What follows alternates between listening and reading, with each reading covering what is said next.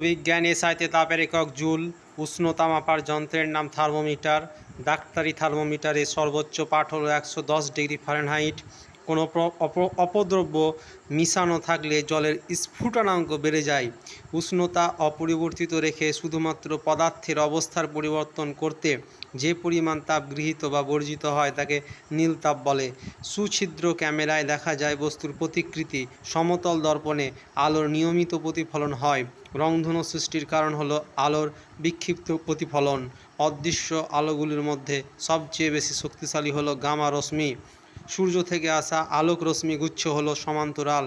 আলোর জন্য বায়ু হলো স্বচ্ছ মাধ্যম। সালোক সংশ্লেষ প্রক্রিয়ায় সৌরশক্তি রাসায়নিক শক্তিতে রূপান্তরিত হয়।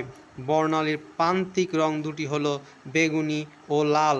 গোধূলি হয় বিক্ষিপ্ত প্রতিফলনের জন্য। Thank you.